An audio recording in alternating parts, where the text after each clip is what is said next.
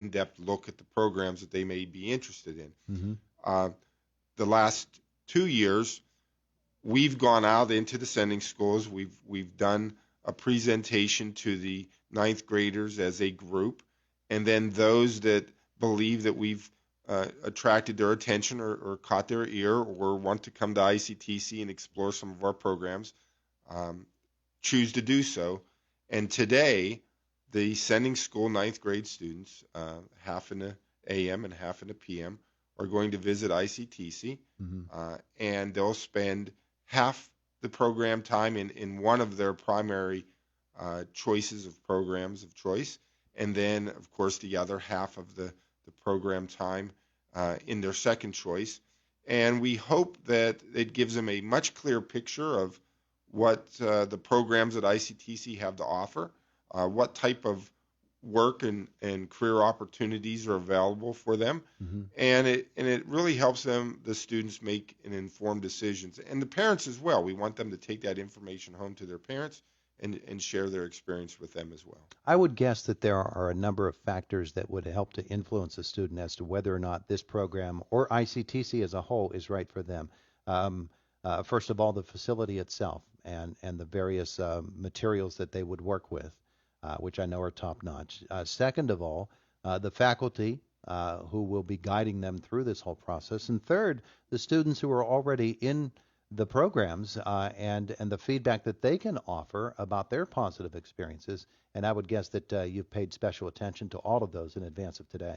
Correct. A majority of our regular attending students are on a virtual instructional day today. However, many of our seniors are attending today at ICTC to work with those visiting students so that they are able to see how a high school age student actually works and interacts within the program area. Mm-hmm. And then also that communication, student to student, same age group.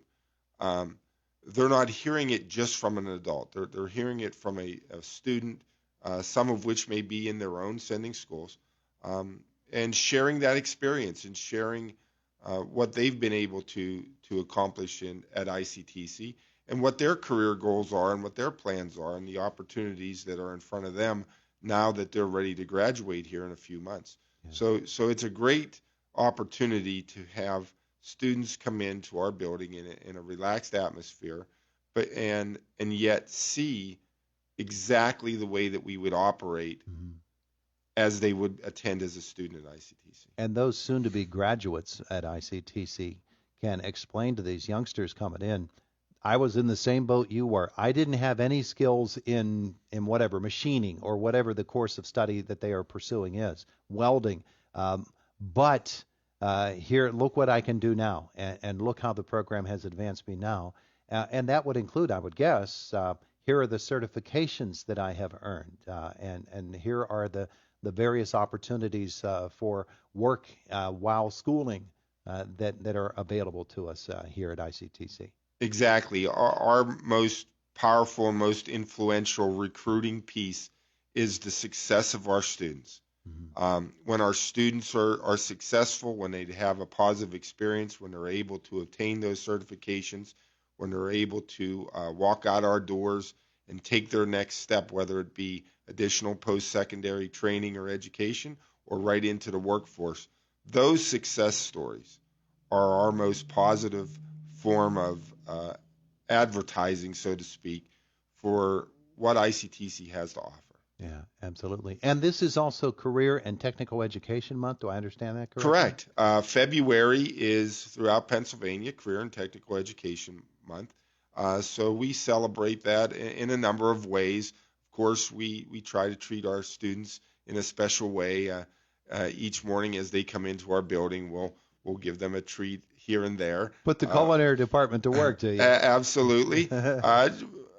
Again, just to remind them that we believe they've made an excellent choice. We believe that they're maximizing their educational opportunities that are available to them. Mm-hmm. And we'll also highlight our thanks to our staff as well. And we're having a special visitor this Thursday, actually tomorrow. Congressman G.T. Thompson is going to visit ICTC Hmm. And again, he just wants to come and see the facility, and he's expressed a great interest in CTE education opportunities and how we support the workforce, not only here in Indiana County but throughout Pennsylvania. So it'll be great to welcome him to our building tomorrow. Yeah, and I think it's kind of important for him to see exactly how that campus is evolving as well, and the opportunities for relationships outside of your main building and your main mission, because it really has expanded here in this last year. Correct. We have the Conservation District that has now been a resident of the ICTC campus now for over a year. We've built a great, strong relationship with the Conservation District. In fact, just the other night, uh, we hosted a gathering that the Conservation District sponsored, but we had the space, and of course, we have the culinary department that could assist them in that venue. Hmm. And they partner with us during our summer camps. So we've been able to establish a great relationship with the Conservation District. And then, of course, the anticipated opening of the WCCC Challenger facility. WCCC, they've met some challenges with the supply chain issues, as you hear, Sure. and they're finishing up the interior of the building. And we hope to have them occupy that building sometime uh, by the hopefully by the end of the school year in May or June. Hmm. And again, we anticipate a great relationship with WCCC, which we already have, but being in that close proximity, we can work together on a number of projects that will enhance not only uh, the educational opportunities for ICTC students and students in Indiana County, but adult learners as well. Make that connectivity. Yeah, and it's important from ICTC standpoint to also demonstrate to somebody who is an influencer, and certainly the congressman is that, about what a vocational education career is like, or an education is like now, as opposed to when he went through school, which would be 20 or 30 years ago, or even 5 or 10 years ago. The evolution of technical education now is just it's just growing probably as quickly as any educational sector out there. That is so true, Todd. And I would encourage anyone that's listening, if you haven't visited the ICTC or a career and technical center near you in recent years, um, arrange a visit. Um, Explore what the career centers have to offer. Um, there is such high demand now for a skilled workforce. We are partnering with businesses and industry in many venues, and currently we're exploring uh, the relationship between apprenticeships and pre-apprenticeships.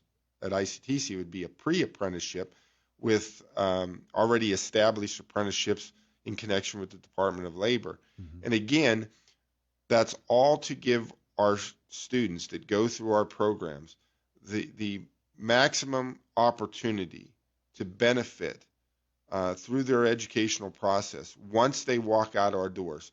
We want to give them as many certifications, as many options, as much skill as we possibly can so that they can make decisions. They have options. That's our goal. We want them to be productive students, Hmm. obviously, when they're at ICTC, and then productive individuals in the workplace. And we want them to be right here in Indiana County, so we work hard to do that. Yeah, terrific stuff from ICTC. Got Skills USA coming up, right? Skills USA next Monday, and Skills USA is a state and then eventually leads to a national competition of skills in various programs. We have a number of students that are going to participate, and even though ICTC will be on an in-service day on Monday, those students are going to come in early. They'll get on the bus and go to various sites Hmm. and compete in their program areas for regional Skills USA. We hope that many of them will qualify for the state competition, and then in the past we've been very successful of sending at least a student or two to the national competition. So the last Yeah. time we had an in-person live national competition, ICTC actually had a national champion in sheet metal in HVAC, and that's Jacob Dixon. Yeah. So even though it's been almost 3 years removed, we still have a reigning state champion, national champion Yeah. in sheet metal. So we really encourage our students to get involved, and we feel that our students match up with any student anywhere in the state, and for that matter in the nation.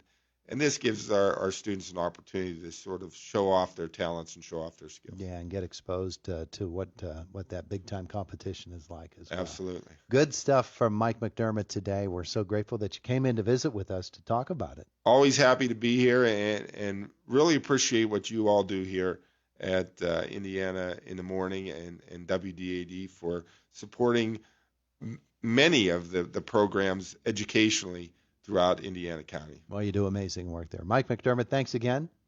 Have a wonderful day. You too. Great to be here. It is the voice of Indiana County, WCCS, 101.1 FM and AM 1160. Fox News is next at the top of the hour, just a couple of seconds away, and then Josh Woodison from our WCCS newsroom. It is the voice of Indiana County, WCCS, 101.1 FM and AM 1160. Do you have a good reason why you have not pre-planned your funeral? This is John Lefdahl, owner and director of the John A. Lefdahl Funeral Home. I recently read a study indicating that a vast majority of people that pre-planned their funeral felt much relief knowing that their spouse and or children would experience less stress at the time of their death. Losing someone is always stressful, but by pre-planning, your loved one will know what type of services you desire, and in many cases, funding